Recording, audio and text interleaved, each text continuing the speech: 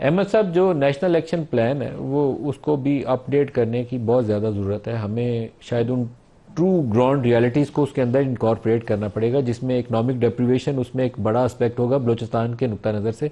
उसको factor in करते हुए आपको रोड मैप बनाना पड़ेगा। तो नेशनल एक्शन प्लान को जो आज से कोई हमने 10 साल पहले बनाया था उसको कम्प्लीटली आई थिंक अपडेट करके ज़्यादा तगड़ा करना पड़ेगा, ज़्यादा ब्रॉड बेस करना पड़ेगा।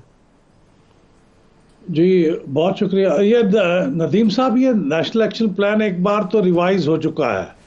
यानी जो ओरिजिनल बना था ना 10 साल पहले, उसके बाद ये फिर दोबारा नेक्टा ने इसको रिवाइज किया था।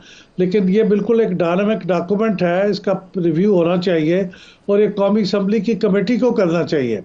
कौमी असम्बली और सेनेट की कमेटियाँ जो बराए अमूर दाखिला है, ये उनके परव्यू में आता है, उसको इसका जायज़ा लेना चाहिए और पूरी असम्बली के अंदर भी इस पर गुफ्तगू हो सकती है।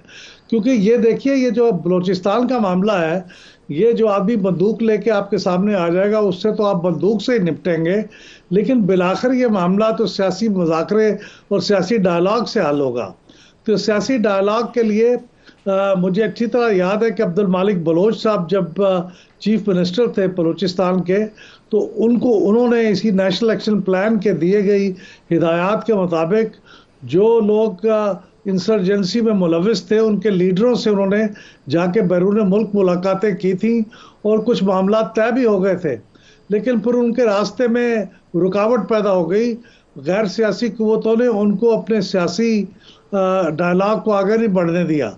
तो मेरे ख्याल में जिस तरह अब्दुल मालिक बलोच जैसे लोग हैं, उन सियासी लोगों को ये मौका दिया जाए कि वो सियासी डायलॉग करें उन लोगों से जिन्होंने बंदूक नहीं उठाई। जो बंदूक लेके सामने आ जाएगा जाहिर, तो उसके साथ तो फिर बंदूक की जबान में ही बात हो सकेगी अनफॉर्चुनेटली। लेकिन अल्टीमेटली मुज़ाकरात ही होंगे। तो मुज़ाकरात के लिए इन लोगों को बीच में लाना चाहिए, अब्दुल मालिक बलोच जैसे लोगों को।